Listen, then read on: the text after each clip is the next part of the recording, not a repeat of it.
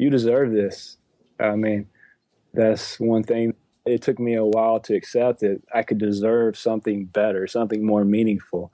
And if anyone's listening to this and they're on the edge of recovery or in the midst of it, and you're doubting yourself, you deserve every bit of good that's going to come your way. And trust me, good is going to come. When the storm's done and it's weathered, there's going to be sun. And it's beautiful, man. It's like you're looking through glasses. I mean, it's just, the vision is beautiful, and you'll learn new things. You'll have new hobbies. There will be so much more to replace your alcoholism or your addiction. It's not even funny, and you're going to do some great things. It's time for the Share Recovery Podcast, where we bring you amazing life-changing success stories from addicts and alcoholics all over the world who share their inspiring journey in recovery. And now, here's your host,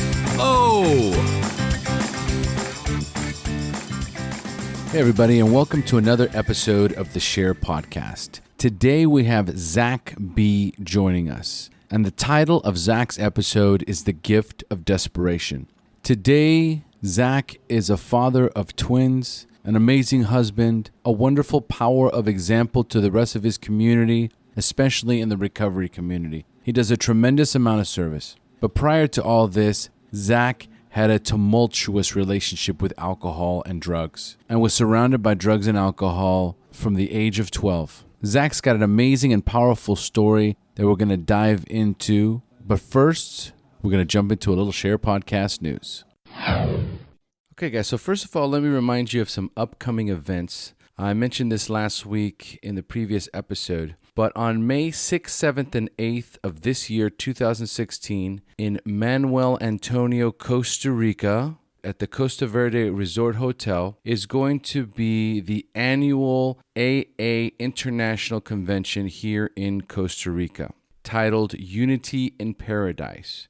I've been to 5 of these conventions myself. They're absolutely amazing. The weather is spectacular. It's really a good time. So if you guys are interested and have the wherewithal to do so, then go to www.thesharepodcast.com/CRCAA, or just go to the website. On the right-hand side is a banner of the International Convention. Just click on it, and it'll send you to the page that has all the information on how to register and how to get your hotel room. And in July 29th, 30th, and 31st of this year, 2016, at the Seattle Airport Marriott is the Seattle International Narcotics Anonymous Convention, entitled A Change in Perspective. And I will be the opening main speaker for that convention on Friday night. So I will be in Seattle. So for those of you that live in Seattle and would like to make that convention, you can also go to the Share Podcast. There's a banner for the Seattle International Narcotics Anonymous Convention. Just click on that link, and it'll give you information on how you can register and the phone number to the Marriott. It's the Seattle Airport Marriott. Again, I will be the main speaker, the opening speaker for that convention on Friday night. So if you guys would like to meet up with me, hook up with me, and you have the ability to do so, you can either do it in May here in Costa Rica, or we can hook up in Seattle. I will be at that convention. And again, always a reminder about the Share Podcast Private Accountability Group. It is booming. It is growing like crazy. Last week it was at 685 when I did the intro, and now we're at 720. And what's happening is the people that are actually in the group are adding their own friends to the group. So guys, please feel free to add whoever you want. If you are currently in the group, you can add any one of your friends to this group. So feel free to do so. Again, there's so much support and love in the groups. Get in there, guys. It's Facebook. It's free. Have fun. It's what's helping so many stay clean and sober. No one's perfect. There's been a few relapses, but guess what? They come right back to the group. Hey, I relapsed. I'm back. A lot of support from the other members. That's how we do things around here. So if you're listening to this and you haven't joined the private accountability group and would like to, just go to the top of Facebook, the search bar, type in Share Private Accountability Group, or just SHAIR Private Group. It'll pop right up. And also the fan page will. So join both, support both. Don't forget to rate and review the Share Podcast on iTunes. Give us a 5-star rating. It's the best way to support the show. And like we are now doing every week, I'm going to read a few of the reviews that were left on iTunes. So the first one here is from Tender Ears.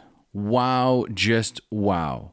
Borrowing your line, Omar, HP baby. I just subscribed a few days ago, and after listening to just the first 2 minutes, I was hooked. It was totally a God thing that I saw your podcast. I decided to go clear back to 000 and get the full effect. Needless to say, I'm once again riding that pink cloud. Sober just over 2 years, I was afraid I was becoming complacent, but listening has sparked that much desired motivation and reaffirmed my direction. Thank you, and looking forward to one day sharing my story as well. Nothing like being on that pink cloud again. Thank you, Tender Ears, for that wonderful review. Okay, so next, my boy, Ty Guerin, and he writes, the granddaddy of all recovery podcasts. Omar brings it weekly with amazing content and guests. I file this cast as my primary listening recovery resource. There are a few close seconds, but this is the Desert Island podcast for me. Thanks, O. Thank you, Ty. Man, these are some great reviews. It's like unbelievable. Ty is another huge component to the private accountability group. He's in there posting almost daily. Brother, thank you so much, man. Thanks for the love. And, of course, a big shout-out and lots of love to the donations we got so far in March from Deborah, Susan, Brian, Marla, and Lewis. Thanks again for your generous donations and helping support the Share Podcast.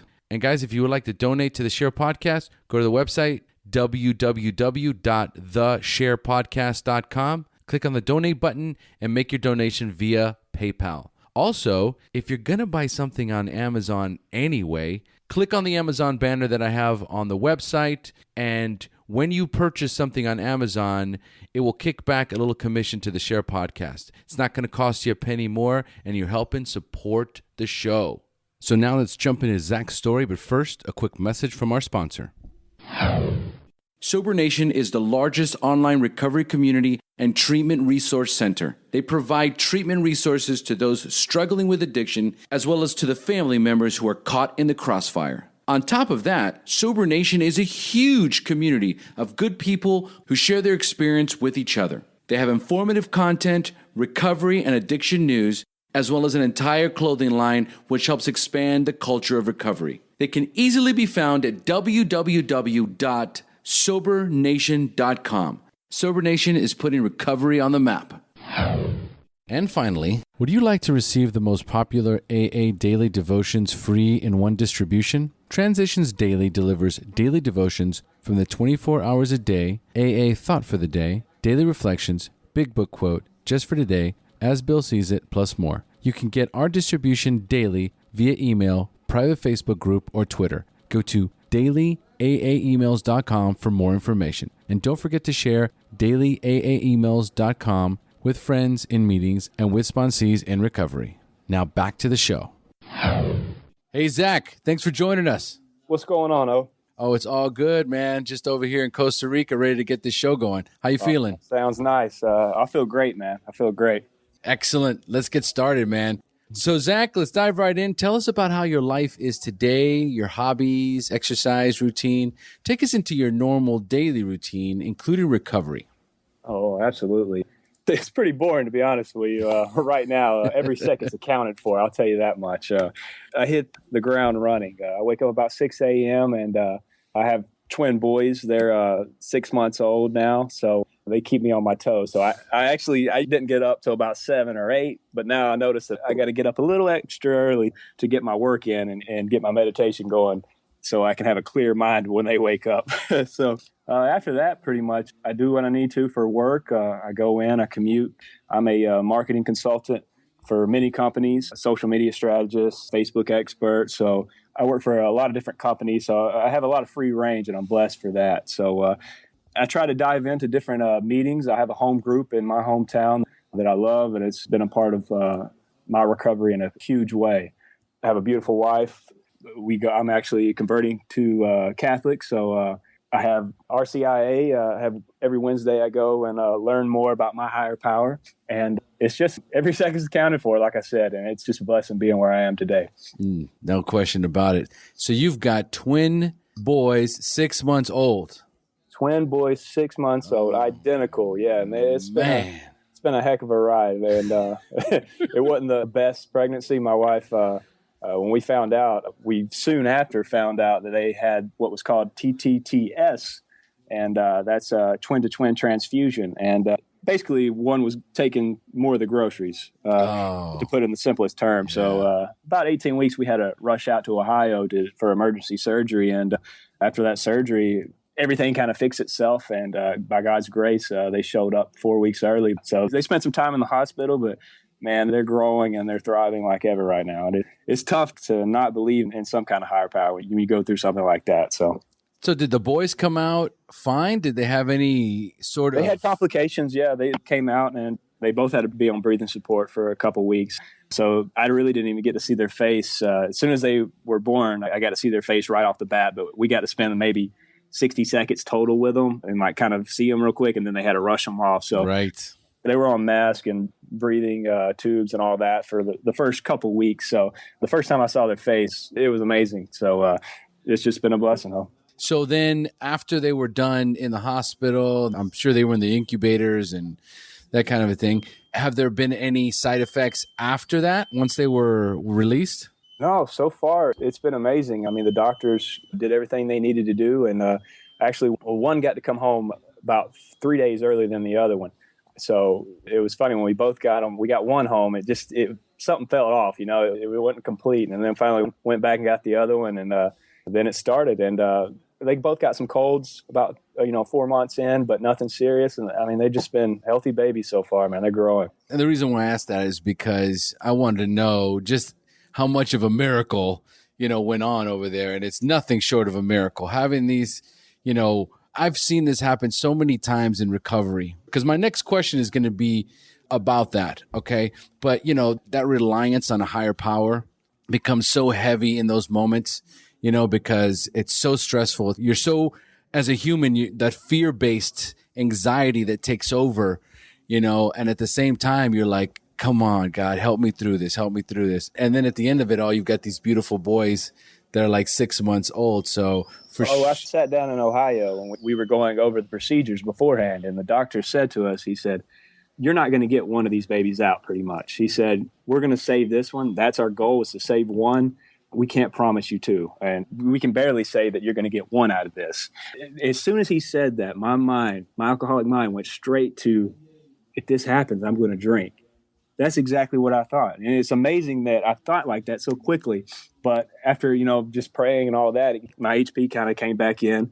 And he said, look, we're going to get through this. And sure enough, he had a journey he had to take me through. But at the end of it, it's my alcoholic mind that I have to maintenance daily because I think like that. I mean, you know how we are, man. It's yes. You wait for something bad to happen so you can rationalize your situation. And I got to completely give it up every time. Was Buddy your sponsor at the time? He was my sponsor. So having him, it was key to kind of, be able to vent because, my wife is as strong as she is. She's not an alcoholic and she's not an addict either. So I can vent to her, but she really doesn't understand what I'm going. I don't want to put that. She was going through way too much at the time. I did not need to throw, that on her. So being able to have that sponsor to kind of kick back in this whole entire world, man, you can go to a meeting. I mean, you literally can find a meeting like a Starbucks now. Yeah. That's so beautiful, man, about this program. Well, I'll just say one more thing about, if I'm going to go through a storm like this one, I want Buddy next to me. That's for sure. Exactly. He's all about God. So, Well, let's jump into that. My next question is, how do you maintain your spiritual condition, that conscious contact with a higher power on a daily basis? I was born into a very Southern Baptist family. I'm from Georgia. So it was pretty much where I was raised up. You walked up to the altar and you got knocked down. The preacher would hit you in the head and you'd fall down. Oh, man. I would always look around and wait, when's a good time to get back up? I don't want to get up too early. I don't want to get in trouble with my mom, So it was like, you're going to do this or you're going to go to hell, So my childhood religion was really screwed up to me. So I chose, instead of faulting God. It was more of like abandoning that and going a different route. Now I'm a Catholic, not yet. I'm converting to Catholicism, and it's just a beautiful religion to me. And, being able to refer to, different prayer books and stuff like that, I'm real routine. And if I have to think of something off the top of my brain, like a freestyle prayer to God, it's kind of tough for me. I get rambling. So being able to have those stationary prayers is key for me. So I'm a big fan of carrying around my rosary in my pocket. It helps me kind of remember, who's there and who's in charge. So if I need to break that out and, say a couple of Hail Marys, that definitely helps me get through some tough times during the day where, little things here and there. But my biggest, besides God, is going to AA, going to meetings and connecting with these people that have the same struggles that I do, as well as my sponsor. But really just meditating, making sure I did this today, and that I do this about 3 times a week. I run about 3 to 4 times a week. And the other, I do CrossFit. But I love Les Brown, and he's an old-time motivational speaker. But I'll go to YouTube, and you can YouTube these Les Brown, and I'll go for a run. And I mean, it's just very inspirational stuff. And I can forget I'm running, man. And I can just tune into that and just really like, man, I'm glad I'm here right now. I'm so glad I'm in this moment. I'm listening to positive stuff, and I'm being fueled by just good vibes, man. So, I'm definitely not spending hours a day, meditating, but I do know that I can stop at any point of the day and restart and say, hey, God, let's start over. So, man, that's beautiful. I love it, man. That's really, really a wonderful way of explaining what your routine is. And it's also, because as we jump into your story, we're going to be talking about the wreckage of your past, the metamorphosis that happens to all of us when we find recovery, when we truly find recovery. And, for me, it's always been like, once I found recovery, that's when I found God, so I think for many of us, it's exactly the same way. So I love it, man. I love it. So tell us, Zach, how much clean time do you have, and when is your anniversary date? March 10th will be 3 years for me, God willing. So it's coming up, and it's approaching quickly. But yeah, it's about 3 years. Excellent. And tell us how old you were the first time you drank or used drugs, and more importantly, how did they make you feel? Yes. I was 12 years old, and I was at a buddy's house, and I remember like it was yesterday. It was his parents were drinking, having a little pool party, and I was my best friends, and we cracked open a few Budweisers specifically. And I remember having 1 to 2 Budweisers, and I was in the house in their bedroom, and all of a sudden, the next thing you know, I'm in the pool. And I was like, at that moment, I realized that I pretty much found how to teleport. And I was so excited about that. I was so excited. And I was like, man, this is amazing. And then 2 more later, I'm throwing up in their Birkenstocks, and there's just vomit everywhere. Funny story, to fast forward just real quick, is I was having trouble, and I'll get into it later, but I was having trouble the first, 3 months. And Buddy, actually, I told him, I said, look, maybe I'm not, an alcoholic, maybe I'm just going way overboard here. And he said, Zach, when's your first drink? Or he asked me, when's the first time I ever ate apple pie? And I was like, hell, I don't know. He said, you ever had apple pie? I said, yeah, I had it tons of times. When's the first time you had it? I said, I have no idea. He said, when's the first time you drink? I was like, I was at a buddy's house. It was March, so-and-so date. It was a little light out. He's like, you're an alcoholic. I was like, well, good point. I love those. I call that a bear trap. Mm-hmm. I call that a bear trap. I use it all the time. He said, if you can remember something that blatantly and you enjoyed it that much, then you have an issue with it today. And I'm full-blown alcoholic, man. I was really wanting to rationalize, get out of it at that point. But yeah, I was 12 years old, man, and it was I knew from that point on that I wanted to base my life around figuring out how I could drink more. Absolutely. You fall into the category, you might be an alcoholic if. Yeah. Yeah. That's good. Zach, you're ready, buddy. All right. So I'm turning this show over to you. It's time for you to share your story, the battle against drugs and alcohol, the wreckage it caused in your life, when you hit rock bottom, and finally your journey into recovery up until today. So Zach, take it away. Thanks. So, oh man, I probably have, I do have a lot more wreckage than I have recovery time. So I'll probably just kind of minimize that and not romance on it too much, but it's your story. Exactly. When I was 12 years old, obviously I started drinking, and we just went over that. And I knew that from that point on that alcohol was going to play a big key in my life. And I hear some other people's story about how they didn't start until after college or in college. I'm like, man, I was like, how can y'all just skip this and, ruin your entire high school? So going into that, I went into high school focusing on alcohol, nothing else. And I didn't have a terrible childhood. Honestly, I had a pretty good life. I was just thrill seeker, and I wanted to change the way I feel constantly. I was always a pretty, funny guy going into high school and stuff. But alcohol just made me funnier, and it helped me open up. So going on, I mean, every weekend it was booze and alcohol. Drugs never played a huge role in my high school career. It was, marijuana here and there. After I got blitzed, I smoked weed a couple times and without alcohol. And it was just, just your effects that you hear all the time. I was high, I was hungry, and then I was sleepy. I mean, it was nothing I really wanted to get into. Been there, done that. Yeah, I was like, man, I'm an upper kind of guy. And even though they say alcohol is not an upper, I can get pretty tanked and have a good time. So I did that my whole time. And by the time I got into my senior year of high school, we had a school trip. And it was down to Atlanta. We were going, it's like FBLA, Future Business Leaders of America. And I got a buddy to buy a bottle of Southern Comfort for me and my guys that were sharing a hotel room down there for this conference. So we got it, and we all split the Southern Comfort. It's like we started drinking at noon, and we had this conference at 7 p.m. to be at. Well, my buddies, they didn't drink as much as I did, so they drank a few sips here and there, and I polished off the bottle. And next thing you know, I'm waking up. I was like, oh, man, I got to go. And I run down and, I'm shoving toothpaste and chewing gum in my mouth. And I get down there and my teacher's just standing there shaking her head. And she's like, go back upstairs. And I go back upstairs and they had the principal in the room and they bring out the empty bottle and they're like, so did you drink this? And I'm like, yes, admitted to it. And they walked me out in handcuffs and the whole night. I was like, this is a little over at the top. Handcuffs? Yeah, I don't know. It was like policy on the Holy hotel. cow. They let me go home with my mother. But when I got back to school that Monday, the principal expelled me. And he put me into a kind of like a academy school for bad kids. And man. I was like, and this was my senior year. This is, my party year. This was it. So I was pretty upset and pretty much blamed everybody but myself at that point. Long story short with that, I mean, high school was high school. I got in, I got out. I didn't have any aspirations about going to college or anything. Pretty much, I'm not sure. It was about a year out of high school. I got my first DUI. Mm-hmm. I was 19 years old, and I was driving down the road, and a cop pulled me over, and I wasn't speeding or anything. And he said, your brights were on. And I was like, well, no. I just had a high truck, so I guess my lights were beaming in the back of his cab or whatnot. And I said, no. He said, well, do you have a new cologne on? I'm like, no, I don't have any cologne. He said, you sure you don't have that Bud Light cologne? I'm like, I got like a natural light packed in like in the corner of my seat. I'm like, nope.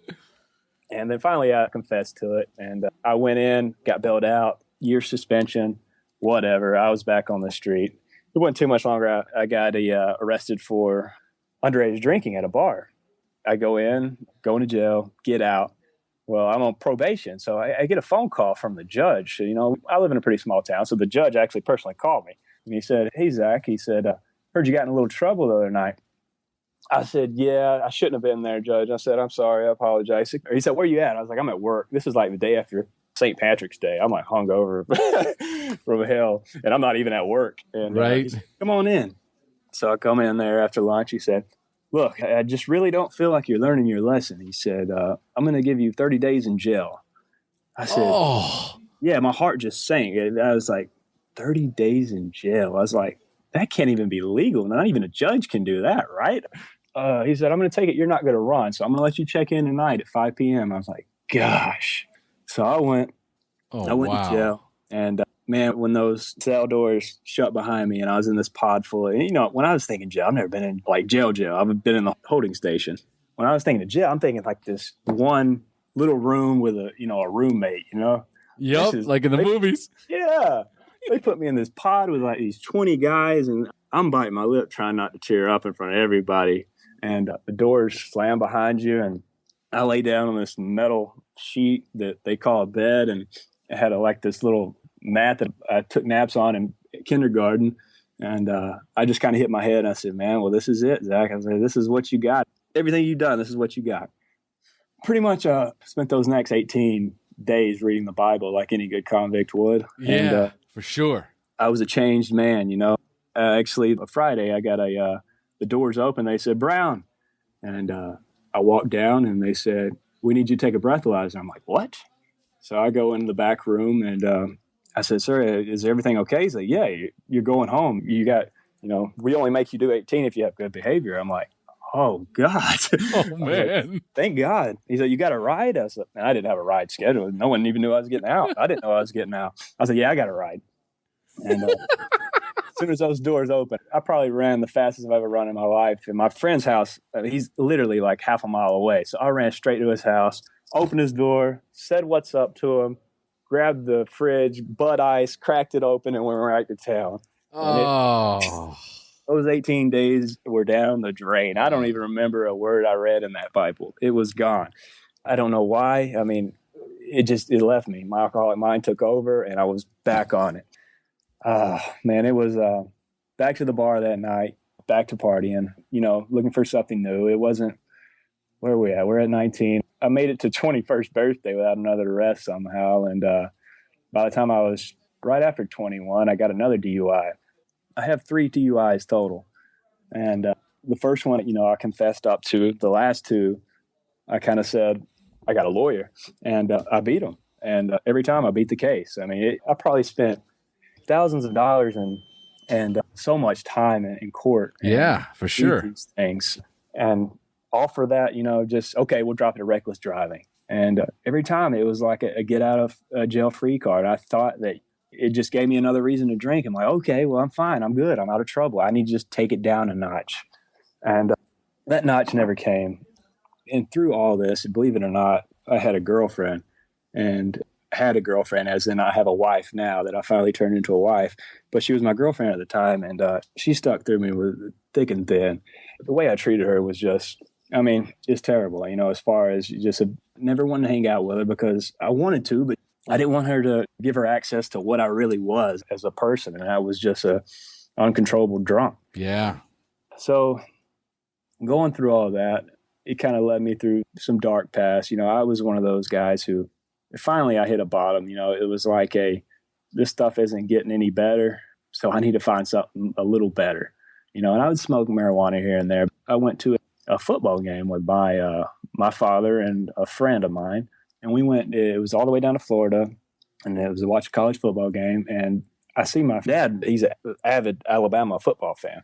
And he rented a trailer, like an RV that is drivable. And we went down there and we were having a good time. We were tailgating, drinking beer. While walking the trailer, my friend's like real frantic. He jumps up. Now I'm like, what are you doing? Him and my dad are snorting something. Oh. And I'm like, Dad, what are you doing? Because my dad just went through his 3rd divorce like 2 years before this. And I've seen my dad, and my dad's an alcoholic and an addict today.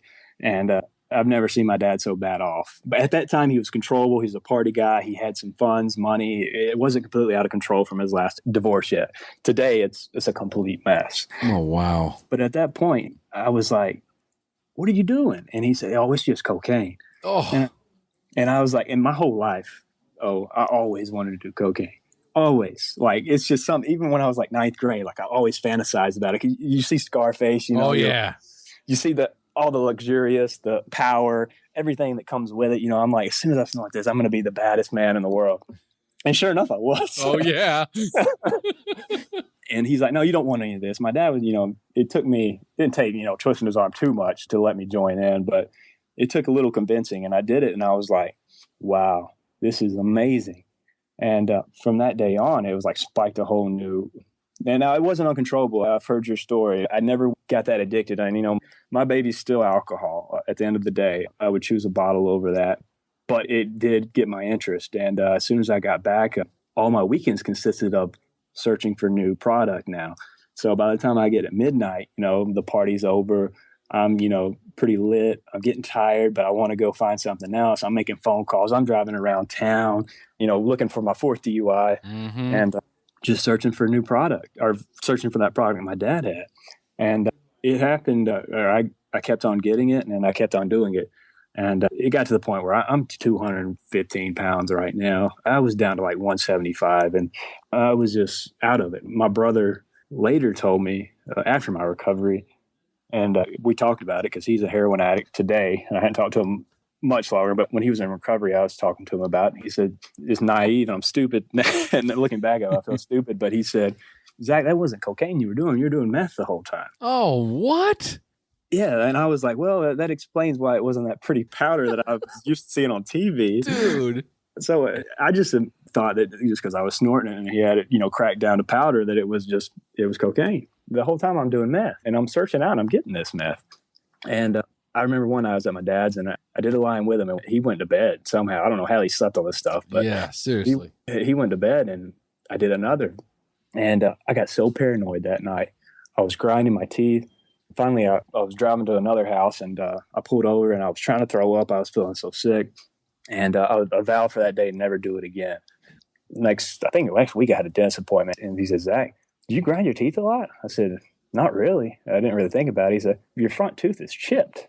I'm like, God, I have no idea how that happened.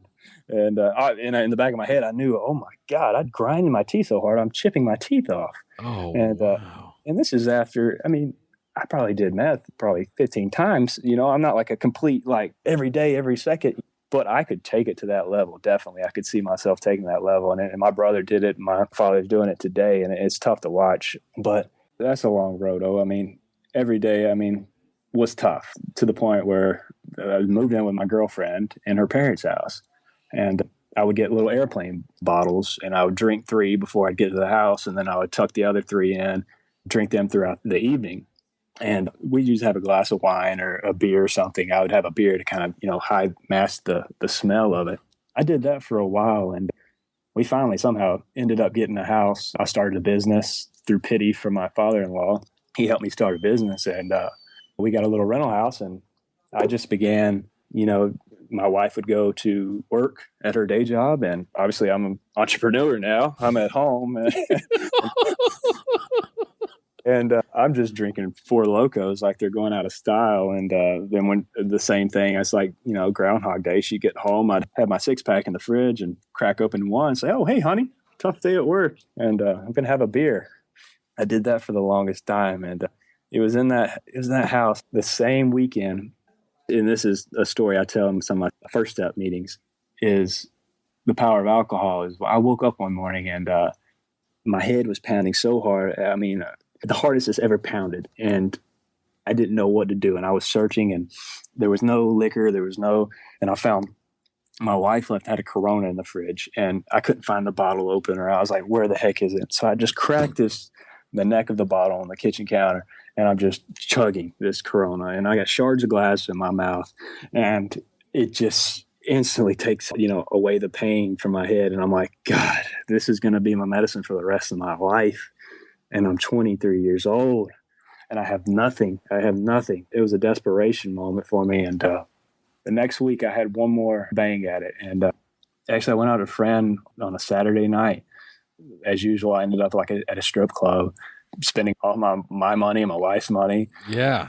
Other things that have nothing to do with life itself. And I got home, I stumbled home somehow. And next thing you know, I wake up at like 10 o'clock and I get a phone call from my wife and she's crying. And I'm like, what's wrong, honey? And she had an event that she was been planning for, it was more of a kind of a show she had to put on. And it was very important to her and it meant the world to her. And I slept right through it. I wasn't there. I didn't see it. Nothing happened. And she's just in tears. And at that moment, I was like, I could just feel her pain. And I felt it so many times. And I told her as soon as she got home, she cried again. And then I started crying. And I don't cry. I said, Allie, I'm an alcoholic. I said, this is how I'm drinking. I said, I know you see me drink on the weekends and you think it's just a weekend thing and I'm young. This is a fad or whatever.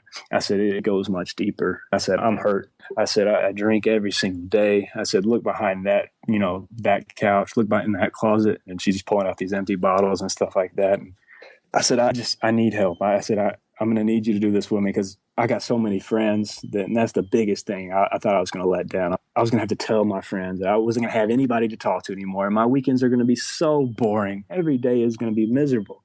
And that's what I was expecting out of it. But getting that off my chest to her was like, whew, Yep. man. Yep. One, it was scary as shit because the next day I regretted it immediately because I wanted to drink. You always regret it right after. Exactly.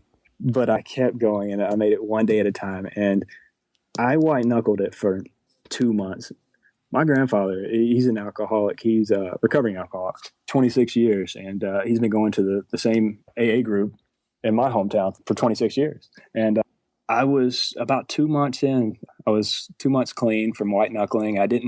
Pretty much a miserable person to be around. Yeah. I didn't answer any phone calls from my friends, which at the time I don't think would have been a good option anyway, because they weren't really interested in speaking with me. They were more, I was the guy you called for if your girlfriend broke up with you, if you lost a bet. I'm just the guy there to have a good time and drink a beer with you, and everybody knew that. So everybody that was calling just wanted to have a good time. And I literally had to shut off the entire world and go into this cocoon and just be there and deal with all my demons. And I didn't have a God at that point. I mean, a God left me a long time ago. 2 years back, just to backtrack for a second, one of the reasons I kind of threw out any God is my girlfriend at the time, she's my wife now, was pregnant. And I was like, I thought it was a message from God. I was like, thank you, God. I was like, this is what I need. You know, I've been praying for you to give me a sign to take this alcohol out of me, to quit drinking, anything. And he gave me that. And I was like, I was so blessed. But I said, you know what? As soon as this baby gets here, I'm going to quit drinking. Mm-hmm. And I got a DD good for now. So I might as well take advantage of a DD while I can. I'll straighten up when my baby gets here. It's 10 weeks in, I get a phone call from my wife crying, and we had a miscarriage. That hit me hard to know that any God would take away a child. That's what I interpreted it as at the time. And I rationalized that. I just went harder on alcohol. But again, we're back to my recovery, and I'm out of that mess. But like I said, I was 2 months white knuckling. My wife said to me, she mentioned something about AA or something like that. Then she said, my dad says that you'll be able to drink again one day. Don't worry. And that hit me like a ton of bricks. I was like, oh no. I was like, I can see a little light. Like, this is my way back in. That's my window. And I got in the truck and I was going to the liquor store, and I pulled in to AA instead. And they had a noon meeting, and it's the same noon meeting I'm a part of, and it's my home group today. I walked into there the first time, scared to death of these room full of people. They were black, white, Hispanic, women, fat, tall, skinny, old, young. There was literally like 26 people in that room, this small room. And I sat in the back, and I kind of hid to myself. And they went around, and they had a step one meeting for me. I didn't know it at the time, but that's what they did. And everyone went around. And as different as everyone else in that room was, skin-wise, color-wise, weight-wise, my story was in every single one of those people that day. And at that moment, I had a spiritual experience in those rooms. And it gave me goosebumps. And from that day on, I knew I had to dedicate myself to a program of recovery, and I couldn't do it alone anymore, because I needed people to hold me accountable, and I didn't need people to give me windows. So I finally got into that, and it's been a part of my daily life. Obviously, as I have a heck of a story now, is I go to the doctor and I find out my wife is pregnant, and we go into the doctor's room, and they said, well, here's baby A. I said, what are you calling baby A for? Because there's baby B right here. And I'm like, wow, God is amazing. This is what he wanted. In my eyes, that's how I interpret it. He wanted me to get Zach ready first, and he's giving me my babies right here. So I never lost a child in my eyes. I just gained the trust and the knowledge I needed to have two now. And I feel like I never even went through that, because it's just something he put me through. And he puts me through stuff every day. That little business that I talked about, my father-in-law felt pity on me. I ended up selling it for triple its price and got a good career out of it and starting a new line. But I never could have done that without the recovery. I didn't start turning around that business until I was a year sober, or 2 years sober. And all I needed to do was trade my alcoholism in with other stuff, and it's amazing what I could do. I had no idea I was interested in half the stuff I was interested in, and I just thank God every day that I was at the age I was when it happened. because like I said, I get to watch my father every day struggle, and he lives in a trailer and can't pay his rent, can't pay his light, can't pay his utility because he's just stealing and going to in and out of jail and doing drugs. And he's 57 years old. I said, and I'm 23, but this can be taken away at any moment. Yes. Any moment it can be taken away. So I just continue to do what I have to do to recover. Man. But that's it. That's about it in a nutshell. I'm sure I missed a lot of stuff. It's tough to No, you're not missing anything, brother. It's such a powerful, powerful story. And it's a testament to how powerful the disease of alcoholism and addiction is, that every conceivable writing was on the wall and you still could not stop.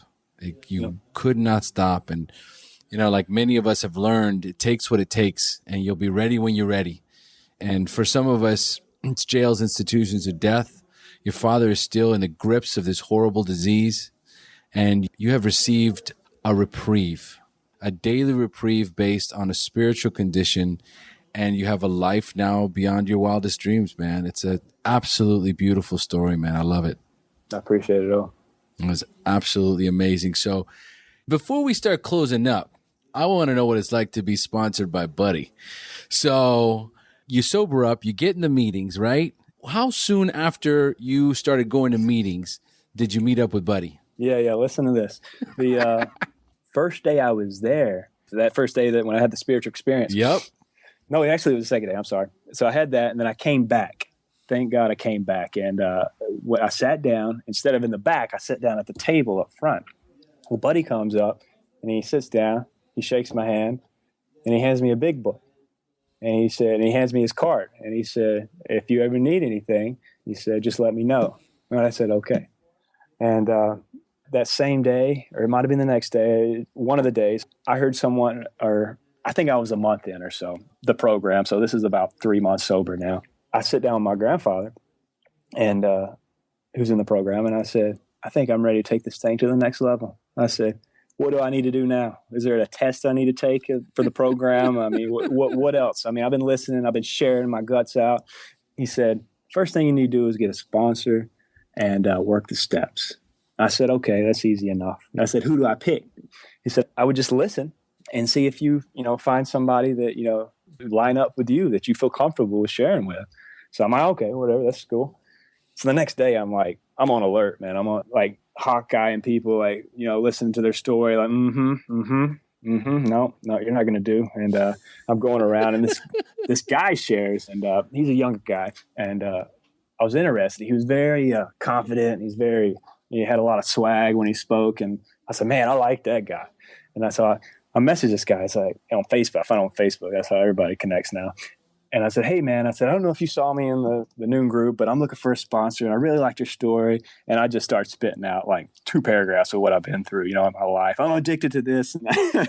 And he never writes me back. Like, we're talking about 2 days. And I'm like updating my messenger like every 5 seconds to see if he's read it. Like, I'm so paranoid now. Like, man, I'm embarrassed. And this ain't even Buddy. This is not even Buddy. I know. So finally, a guy gets back to me, and long story short, we're going back and forth for 2 weeks. I'm getting nothing out of this guy. I sit down, and I'm all upset. I sit down in the meeting, and Buddy sits down next to me again, and he starts talking to me. He's like, hey, how you doing? I said, well, I'm good. And I just asked him, I said, will you be my sponsor? He said, absolutely. And it's amazing. It's the first guy that handed me the book and shook my hand. It went full circle, and I got right back to him. He's the only guy I needed to be with in the first place. And working steps, as you can imagine, is, book heavy as he is it was powerful. I mean, it's exactly what I needed. Yeah. And I needed to know exactly what the steps, 1 through 12, man. Every week we met, the first week we met, he just kind of, heard me out of, what I went through and stuff like that.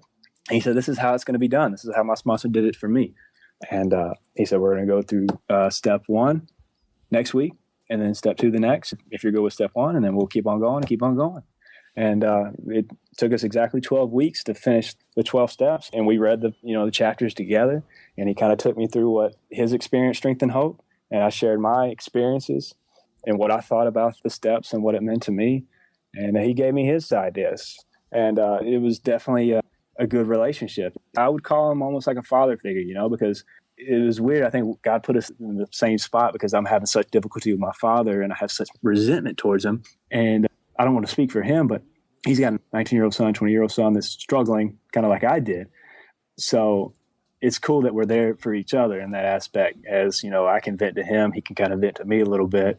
We both make each other feel good in that aspect. And we both tell each other, all right, we got to let go of our resentments and get out of here, And so that's how Buddy came about. And we meet up once a week ever since. Now we're going through the stories and stuff like that. So we'll keep it fresh. We'll meet at Waffle House, have some coffee, and go over the stories in the back of the big book. And I'm sure, and we've done traditions and all that. So we keep it AA, but we also keep it, we're friends as well. Yeah. Well, the transition happens. When I started working steps with my sponsor, and then when I started sponsoring guys, the same thing would happen. At first, it's a very business-like relationship because the reality is that, the most important thing is to save lives. So when you work in the steps, it's serious. It's something that you're going to take very seriously. So there's not a whole lot of banter. But, once you get through the steps, something happens. There's a relationship and a bond that forms, and so does a friendship. And now you take it to that next level where it's on a maintenance level where you meet and you talk about life, you talk about family, you talk about, my sponsor will lean on me. My sponsor's got, 27 years, right? He's got double the amount of years I have. And every once in a while he'll call me and was like, I got to run something by you, and I'll tell you, man, I always get so, it kind of pumps my chest up a little bit like, oh, right, he's asking me, right? Yeah. But, the reality is that I can't do this alone and he can't do this alone. And I could never sponsor myself, nor could he. So these beautiful relationships, they form. And it's no surprise at all that you've got the program that you do, that you have the life that you do, because as far as I'm concerned, you did it the same way I did it. You did it the same way Buddy did it. And now you're taking your own guys through it and you'll do it the exact same way. And, there's no brand new format. Nobody comes up with a new way to work the steps, right? There's one way to work the steps, and the results, when they're worked the right way, are always the same, man. The promises, they do come true. Absolutely. Couldn't agree more. So, Zach, we're going to close up here, all right? And what we're going to do is we're going to answer some questions for the newcomers. Now, as you've told your story, I'm kind of, a lot of these questions have been already answered. But, you can either just restate what you said or, you can expand on it a little bit, all right? Yeah. But, it sounds like, well, let's just start with the first question, all right? The first one is, what was keeping you from getting clean or staying clean when you first got introduced to recovery? It was white knuckling in the beginning, but it came to be the program. And the program actually introduced me to my higher power, which I now call God. And that was it, man. It helped me understand that I needed to surround myself with good people and like-minded people with the same goals of recovery, and to hold myself accountable every day. And that I didn't have to do it by myself anymore, that God was right there the entire time and I could always lean on him. So that's what helped me. Absolutely. And so at what point did you have a spiritual awakening, that aha moment in recovery when you accepted that you were powerless over drugs and alcohol, but for the first time had developed the hope that you could recover? Absolutely. Yeah, no, that was, and I did mention it before, it was that first time I kind of pulled into the AA clubhouse, and I walked in the doors and I sat in the back of that room and I heard a little bit of myself and everyone in that room. And I knew from that point on, I was like, I don't have to do this alone. There's a way to feel better than I am right now. And it literally was a spiritual experience that sent goosebumps through me at that moment. And it's tough because a lot of people that are in recovery, they don't share that story, and they don't share that same experience. And some of them don't have, immediate spiritual experiences. So I'm blessed to have that, because that definitely spiked my interest in the get-go. Yeah, your story, even though it's a little bit different than mine, the defeat, that absolute defeat, that incomprehensible demoralization that you felt, and you went to the meeting and you felt at home from the very first meeting. Mine was on October 5th, 2002 was the first time I walked into a 12-step meeting. And man, I got to tell you, that was one of my aha moments. I went in there, these are my people. Yeah. These people can help me. So yeah, that was also part of my story too, man. So I'm grateful. I'm grateful that I didn't have to have the resistance that a lot of the newcomers have, and they couldn't relate immediately with the other people that were in the room. So we got lucky, brother. Yeah, we did. That's for sure. So Zach, do you have a favorite book that you would recommend to a newcomer that you read in early recovery? Oh, yeah. Obviously, the big book. I went through that front to back. Other than that, The Alchemist, which I've heard on your show before, that was one of the first books I've read in recovery outside of any other literature. And I read it before when I was in high school, half-assed, and it had a whole new meaning. And I read it again, and it had another meaning. So no matter how many times I read that book, it seems like I get something else out of it. So it's definitely a good one. Other than that, I read a lot of business and marketing books. Probably you do too, but I just love anything marketing. So I meditate through marketing sometimes as well. Yeah, I tell you, man, you get through the steps, or, there's the big book and the 12 and 12, and, you've got your standard recovery material. But that Alchemist, whenever I would get lost in my life, I just pick it up. I would pick up that book, and at some point I would always get something different out of it. And it would always talk to me in those moments where I was in the most, lost. So have you ever heard of medium.com? No. It's a platform. It's a social media platform for bloggers. And I always say his name wrong, but Paulo Coelho. Paulo Coelho. Uh-huh. Yeah, he's a blogger on there, and the stuff he shares is just amazing. I mean, just daily stuff. He'll blog, and he's just a beautiful writer. What's it called? Medium, like small, medium, large, Medium. That's the name of the site, Medium? Yep, medium.com. And right.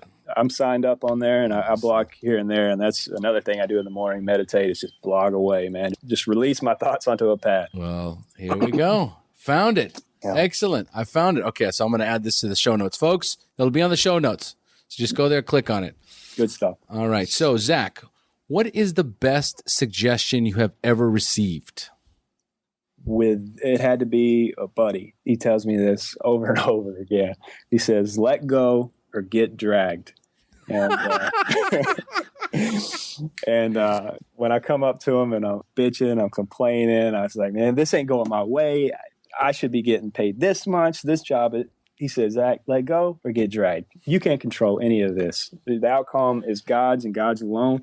So you just live this life, man. And I write that down everywhere I go, and I use it, and I love it. I mean, let go or get dragged. It's so true. I love it. Okay, and if you could give a newcomer only one suggestion, what would it be? You deserve this. I mean, that's one thing. It took me a while to accept that I could deserve something better, something more meaningful. And if anyone's listening to this and they're on the edge of recovery or in the midst of it, and you're doubting yourself, you deserve every bit of good that's going to come your way. And trust me, good is going to come. When the storm's done and it's weathered, there's going to be sun. And it's beautiful, man. It's like you're looking through glasses. It's just, the vision is beautiful, and you'll learn new things. You'll have new hobbies. There will be so much more to replace your alcoholism or your addiction. It's not even funny, and you're going to do some great things. Chuck C, baby. New pair of glasses. Yep. You will see with a new pair of glasses. Man, that is absolutely beautiful, Zach. What a wonderful way to close up, man. I love those suggestions, especially the one about, let go or get dragged. I'm going to start using that one for That's sure. That's it. Let go or get dragged. Oh, man.